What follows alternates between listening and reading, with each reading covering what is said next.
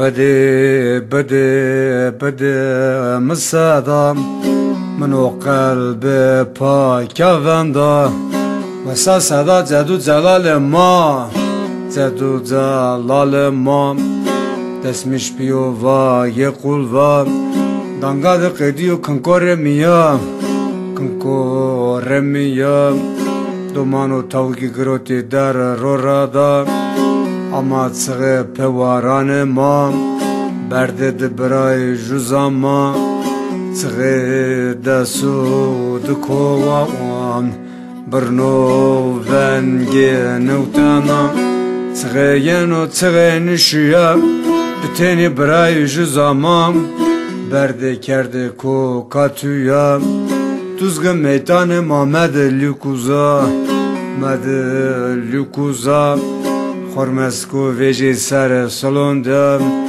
Destikar de zebam Nedanema belu zengela Vane meytane kureza dame Lükuza Dame Lükuza Ez o veci yanı diyare gedigam Mabankır hiresev seçtise sevliya Vere خوتار نقلبا محمدی کد سلام دا کوکمشی ورزا موایا محمد مصطفی گو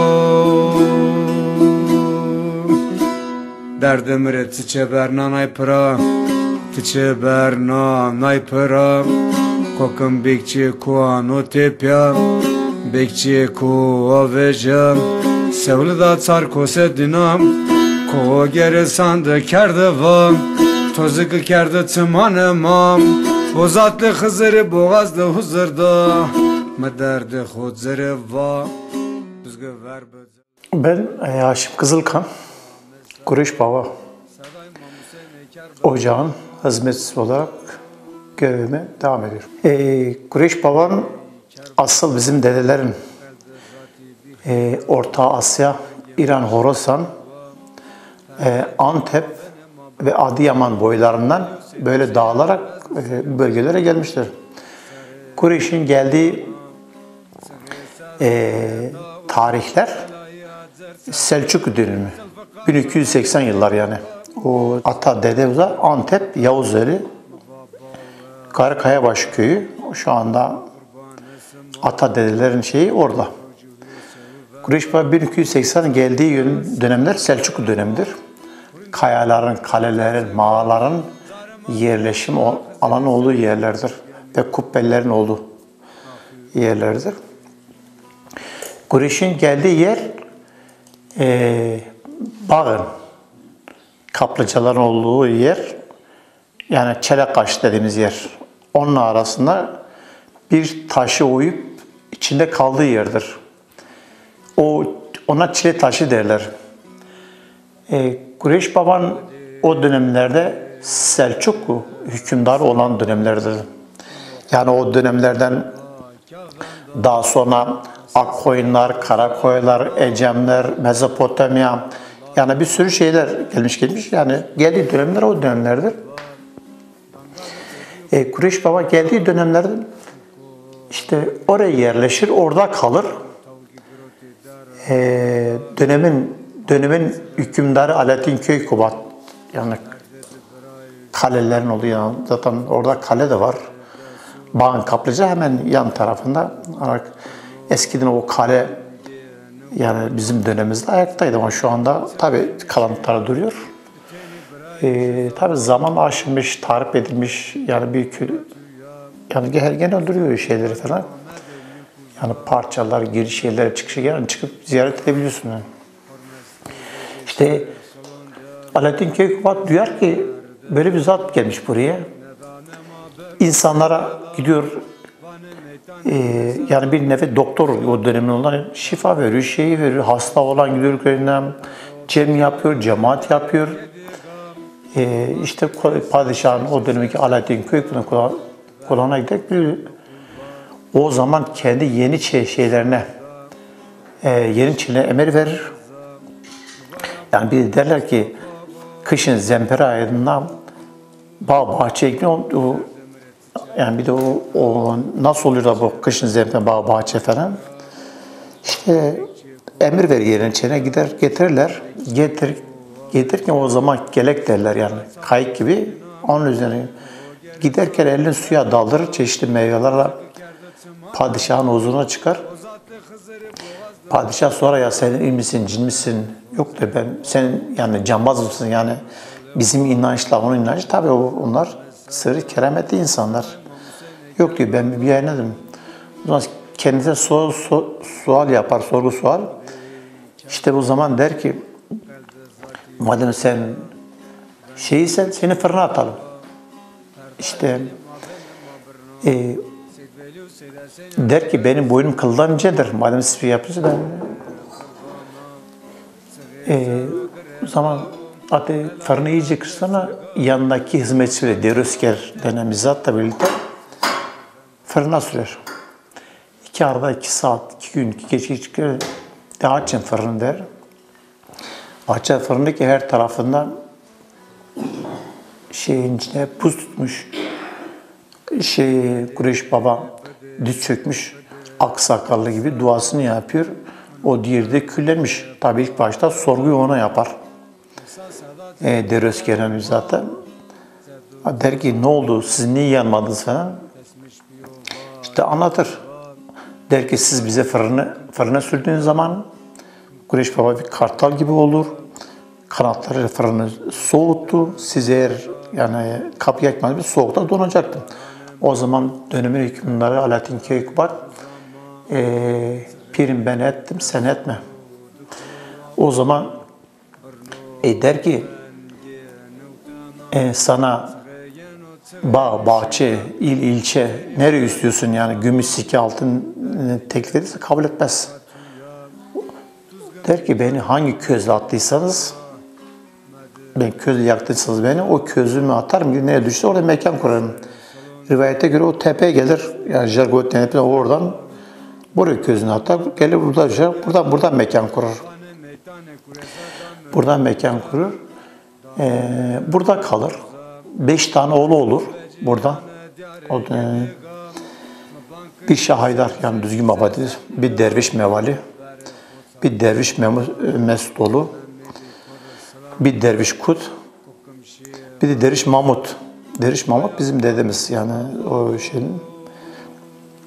İşte derviş mevali mezarı yukarıda. Belki kurban kestiği yerde mezarı orada. Şahaydar'ın düzgün baba tepesinde.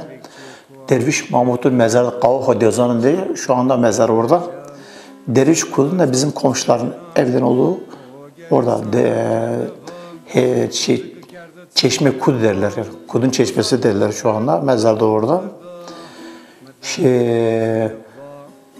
Seyit Mesut da Konya Akşehir'de. Seyit Mesut tabii. Seyit Mesut'un mezarı niye orada? En küçük oğludur. Gider orada okur. Odunan medreseler bir Haran'da, bir Konya Akşehir'de, o yani Konya'da. O gider orada okur. Büyük bir alim olur. O talebe yetişmeye başlar. Onu herkes bilgisiyle, kerametiyle yani söylediği şeyle herkese şey olur. Hayran kalan Seyit Mahmut Tarinomu'daki aslı Seyit Mesut'tur. İşte Kureyş Baba buraya yerleşir. Buradan sonra gider. Kendisine ayan olur. Gider ki Antep'te şehrimi ziyaret, Ata Dedeoğlu Ocağı'nı ziyaret dediğim. Giderken orada Hakk'a yürür. Hakk'a o şekilde o dönemlerden Kureyş Baba'nın buraya gelmesi biliyorsun arabalar, araçların olmadı bilenler. Gelmesi orada gömülü. Şu anda mezar oradadır. Kureyş Baba'nın dönemin hükümdarı Alaaddin Keykubat deri göyük üzerine Arapça, Farsça yazılı Osmanlı turası üzerine mühür beratını verir. Yani bizim Kureyşanların seceresi. İşte secere kendisine o soyda gelenler o dönemde şimdi askerlik derler, yeniçerilik yani her türlü şeyde muafmış. Osmanlı dönemine kadar bu devam etmiş. Osmanlı döneminden sonra her şey bitmiş, bu hal almış. Şu anda aynı devam ediyor. Bize bıraktığı burada bir eldivendir, Kureyş Baba'nın eldivenidir. İşte insanlar ziyaret için gelirler.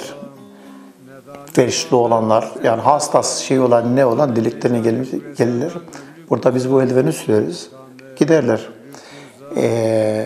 Arzu dönenler, yani daha çok şey olanlar 3 çarşamba günü gelirler. 3 çarşambadan sonra o hizmet biter. Giderler. Güneş Baba'nın bir asası, o da bizim akrabalardan. Seciremiz de gene bir akrabalarda duruyor yani. Bu şey eserleri bunlardır. İnancı olan bu şeye sırrı kerameti duyan insanlar buraya gelir ziyaret eder. Pir, talepler, kivralar, sadıçlar gelir ziyaret eder. Tabii ki yani yeter ki Kur'an temiz olsun. Yeter ki sen inan ona. İnandıktan sonra gerisi boş. İnanacaksın gideceksin o kadar. Ama sen de inançlı bir şeye inanmıyorsan boş yani. Onlar inanarak geleceksin. İnanarak geleceksin. Kavaka Deozan'ın anlamı şudur yani. Deozan 3 ayaklı. Hani üzerine ateşe koyarlar. Deozan anlamı odur. Bir de buna düşkünler derler. Nasıl düşkünler derler? Eğer eskiden cem cemaatlerde, yani yaptığımız cem cemaatlerde eğer adam suçmuşsa, yani de ben suçsuzum, gitmiş ona kendini erken derler yani şeyle kendine bağlarmış. İp derler yani büyük ona kendine bağlarmış, 2 gün orada kalmış, ben suçsuzluğunu inkar etti.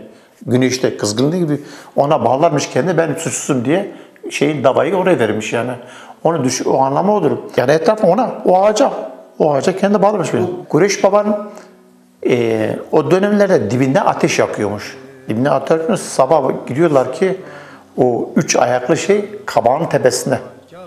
Bir de kendine bağlıyordu hani ben suçsuzum yani diye kendini sorurlardı yani. Yani o dönemlerde mahkemeler falan yoktu bizde.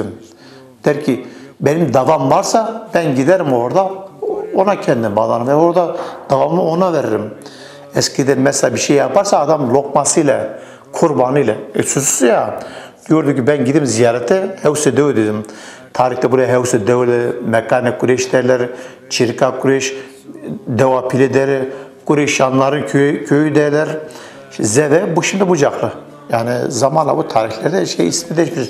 İşte geride ben davamı oraya veririm. Kurbanın gezdiği alır, geride suçsuzunu ona beyan eder. Ona söyler de giderdi yani. Davamı benden oraya vermişim yani. Yani eskiden böyleydi. Cem oluyor yani cem olmaz. Cem oluyor bu pandemiden dolayı hatta her sene biz bunu haline getirdik. Kürtçe bizim yani her insan kendi diline cem at.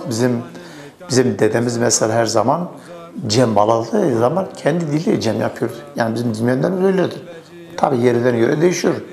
Kimi yani Kürtçenin her varisi var. Diğer dilleri var. Herkes kendi şeyine cem yapıyor diline. İşte biz de Kürtçe olarak yaparak 2 senedir devamlı geliyor mesela. Dedeler geliyor. Adam dedesini götürüyor. Ben cem yapmak istiyorum. Yapsın söylüyorum. Oruç ayları ve Muharrem aylarında yapmak isteyen gelip yapıyor yani.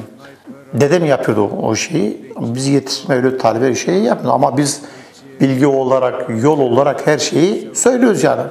Cemler bu şudur yani söylüyoruz. Ama şundaki cemler bizde eskiden cemler bağlandığı zaman aynı zamanda cemaat suçlu ve suçsuzu ayırt etmek için. Eğer cemlerde taraflar anlaştığı zaman cemaat derler ya, cem ve cemaat, eğer suçsuzluğu birileri affederse birbirine, o zaman ne yapardık? Ya pirlik tayirlik, ya kivrilik, ya sadıçlık tutar, o her şey kavgalar hepsi biterdi yani. Yolumuzda bunlar vardı. Eğer yapmıyorlarsa, yani anlaşmadı mı? Eğer geçen adam suçsuzla bir şey yapmadığı zaman, o zaman herkes yapardı. Ona karşı yani selam vermezdi, lokmasını almazdı, kurbanını almazdı, hayvanın içine koymazdı. Yani böyle şeyler vardı ama bunlar tamamen zamanla oldu yani.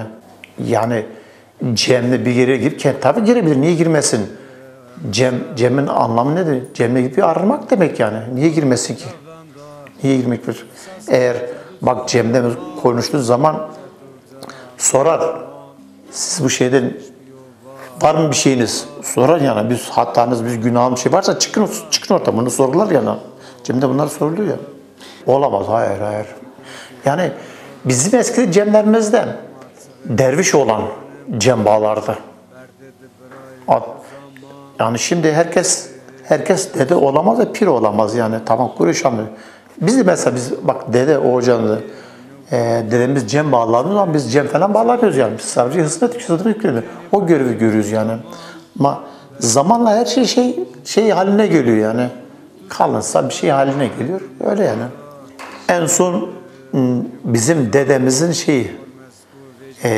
şu salon, burada develde burası yoktu. Şu salonda, burada benim ilkokul 5'lerinde tikmeler ve dervişler kim vardı ben sayayım? Hasan Altın, Ali Makli, İbrahim Hetsik, Hıdır Altepe, Hıdır Çetin. Bunlar hepsi yani onlar Kureyş'e olmaz. Tabii içinde Kureyş tikmeler derler. Yani mesela Kureyş'te olmayanlara tikme derler onlara. Yani derviş yani. Onlar burada hepsi yani, bir de köylüler, ziyaretçiler gelmişti, burada cem yaptılar. Tabii. Cemlerimizde önce ateş yakalardı. Yani belki ortaya ateş yakalardı. Gerçek olan, yani ermiş olan ateşi alırdı, közünü alırdı. Böyle sürerdi o közü kül haline getirip bırakmamış. Hiçbir şey olmazdı. Elini alırdı. Ayakları içine girerdi. Sobayı söndürürdü. Ben dedim öyle kerameti vardı. Öyle söndürdü. İşte en son burada cem yaptılar zaten. Hatırladım beni etkileyen. İşte cem bağladılar. Dedem her şey yani Kürtçe cem bağladılar. Tabii. Bir de cem bağladıkları zaman yani herkese lokma verilecek yani. Kazanlar o ocakta, böyle bu ocak buradaydı onun evvelden. Bu ocakta kazan kaynıyordu. Kazanın içine hayvanın böyle bir kol parçasını atarlardı. Kol parçasını açardı. Eğer ermişsen o elini böyle yaparak yani kepçe gibi karıştırarak o kolu çıkardı. İşte dedemin ben o işte o ocakta, o kazanın lokmalar kaynadı kazanda, o parça attılar için dedem ya Kureyş dedi, böyle eline yaptı, tencere kevgiri nasıl kaynadı bilir, o parçayı çıkardı. Ben anlatayım, tüylerim tiken ama ben bir ateş parçası alamam ama ben bunu gözlerimle gördüm. İşte aldım, böyle karıştırarak o çıkardı onu koydu oraya. Herkes ağlıyor, herkes zikrediyor. Kimi güneş görüyor, kimi ay görüyor, kimi görüyor. Herkes yani her şeyde bir şey çıkıyor. Yani dervişte de herkes ya Kureyş, ya düzgün, ya Allah gel, ya Muhammed, ya Ali diye ağlıyorlar yani şimdi. Yani bir şey. İşte ben o soğuttuktan sonra mesela benim dedem der ki ya senin şu beyaz hayvanın rengini söylüyordu. Beyaz hayvanın siyah beyaz boynuzu olamadı. Bızakoli derler. Yani boynuzu olamadı. Şu şey derdi. Bu kurbandır derdi. Derdi ki falan köyde falan kişi hastadır. Ya ölecek ya yani sağ olacak. Söylüyordu bunu. Açık söylüyordu yani. Ve nitekim oluyordu. İşte ben o cem bittikten sonra o lokmayı yani o çıkardığı parça koydu kenara, hepsine böyle birer parça. Herkes de o lokma kapmak isterdi. Herkes böyle dilim şeklinde verirdi. Hepsi o cemaate 12 yerlerdi. Biterdi. Kime kurban görmüşse onu keserdi. Kimine demişse onu keserdi. Her şey oldu. Ya o ilahi bir güçtür. Kureyş Baba niye diyorlar ki ateşi, bak orada temsil var. Ateşe girip arınarak gelmişti. Demek ki öyle bir keramet vardı yani. Babam mesela İmam Hüseyin babam, amcam onlar o kerameti yok ama yol olarak bir yolda her türlü bilgisi vardı. Yani onlar da farklı şey. Bizde de farklı şeylerimiz var. İle biz şey gitmemiz yok ki. Biz de burada aynı yolumuzla aynı devam ediyoruz. Aynı hizmette gidiyoruz. Aynı yolu sürüyoruz. Odur bizimki. Derviş demek anlamı nedir yani? Ermiş kişilerdir yani. Onlar derviş derler. Yani. Derviş nedir? Dervişin anlamı nedir? Mesela dedim ip bağlardı. Siyah, beyaz, kırmızı mesela kendi renginden şey yapardı. İp bağlardı. İpi böyle 3 tane düğme vururdu. 3 tane yani şeyi vururdu. Derdi ki görürdü ona böyle bakardı. Sen götür ip veriyorsun sana. Dedim bu ipe bak.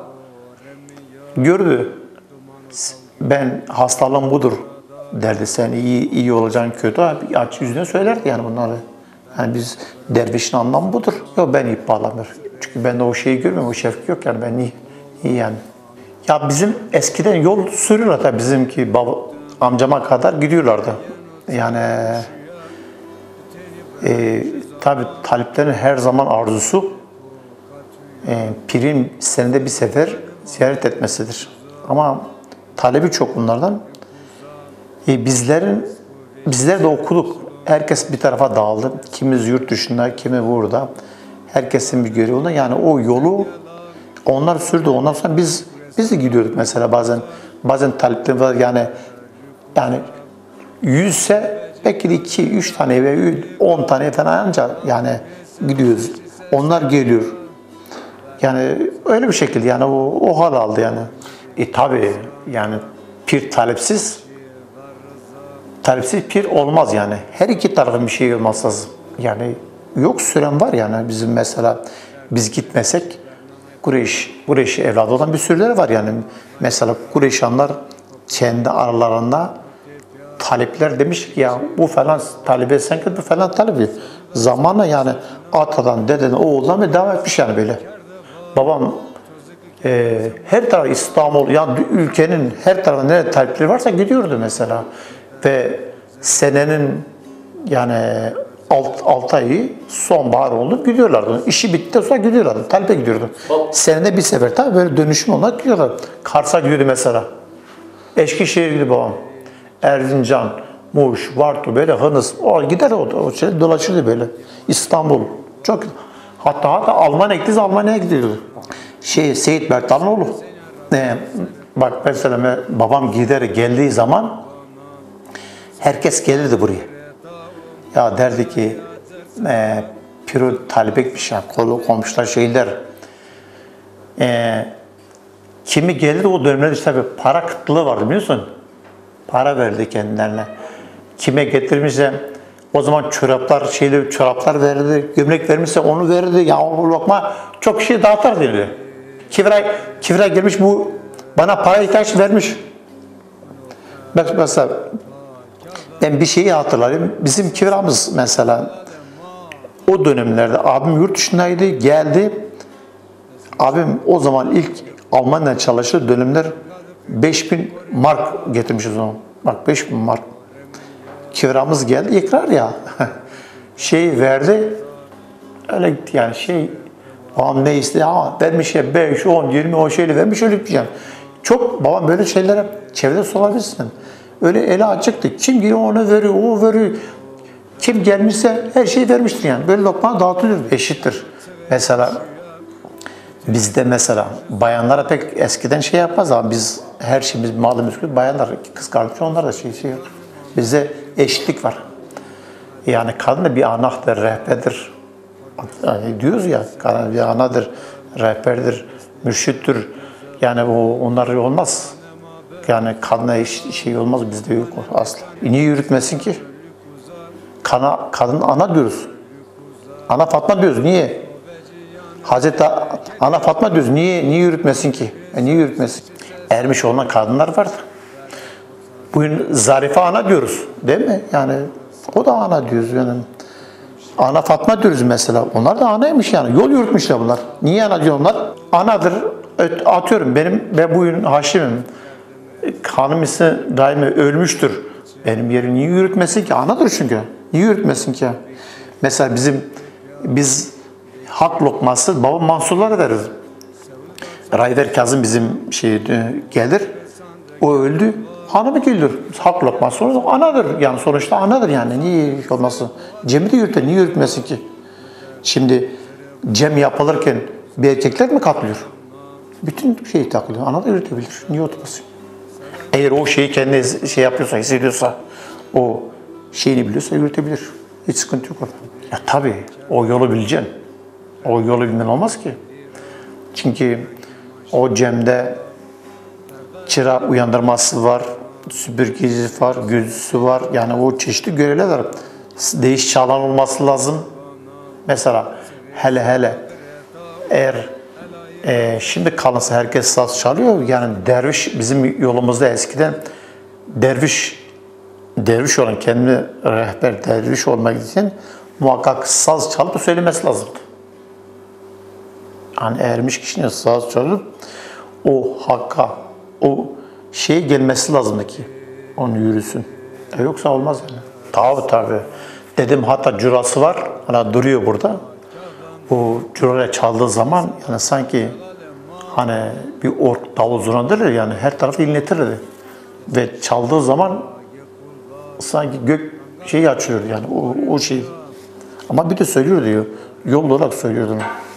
Zaten bu eldiven bizim Kureyş baba yani atadan babadan oğula gelen şeyidir. Eldiven bir yani onun sırrı kerameti ne anlatılır ne tartışılır yani o direktmen insanın şey olan bir şeydir. Eldivenin anlamı Kureyş baba diyor ki benim nereye gidersen bu elim o senin üzerinde. Yani 5 parmağım diyor senin üzerine diyor. Sırrı keramete tartışma o farklı bir şeydir. İnanca bu sana bağlı bir şey değil. İnsanlar mesela buraya gelir. Ya olur adam hastadır. Yani çeşitli mesela sen dersin ben buyum var. Veya da felçliyim. Ağzım dönmüş. Veya da başım ağrıyor. Yani her şey yani. Ben konuşmuyorum mesela. Veya da duymuyorum. Yani çeşitli yani yine hastalıkta şey varsa geldiği zaman buraya önce gelir. Kurbanıyla birlikte gelir. Kurbanını keser. Ya mumunu yakar, kurbanını keser, lokmasını dağıtır. Gelir biz o kanı alırız, eldiveni ocağa süreriz. Eldiveni gelen hastaya süreriz. Ve gider. Ama ağzı dönüyor yani 3 çarşamba üstte geliyor. Onlar dedene hatta hep 3 çarşamba üstte geliyor. Yani çok insanlar gelmiş. Bir de gelmiş, ikinci gelmiş, düzelmiş ve gitmiş. Yani onun kerameti, onun şeyini tartışmıyorum, o farklı bir şey. İşte bu hizmetler burada aynen şu anda yürütülür. Lütfen yani kim olursa olsun rica ediyorum, eğer yolumuzu hak yolu olarak yani bu yolu sürmek isteyenler ziyaretleri bir piknik alanı gibi davranmayalım. Bir ticaret gibi davranmayalım. Yolumuz neyse, hak yolu neyse o yolu yürütelim. Yani bizim burada hizmet yaptığımız kimsede bir şey talebimiz yok, bir şeyimiz yok, kimsede lokma istediğimiz yok. Lokma işi bir hak işidir yani. O farklı bir şeydir. Onu sen ben sana der ki ben sana bu lokma kimse ona karşı değil. O gönlünde olan bir şeydir. Ama ziyaretlerimiz ziyaret gibidir. Piknik alanına çevirmesinler. Usulle gelip gitsinler. Orada hizmetlerden bir şeyini duysunlar. Onu bir şeyini duasını alsınlar. Bizim amacı o, başka bir şey istemiyoruz yani. Yolun kültürünü ve dilini unutmasın. O kadar. Dangadık ediyor kankoremiya Domano tavki groti dar rorada Ama sığı pevarane ma Berde de bray juzama Sığı da su dukova Brno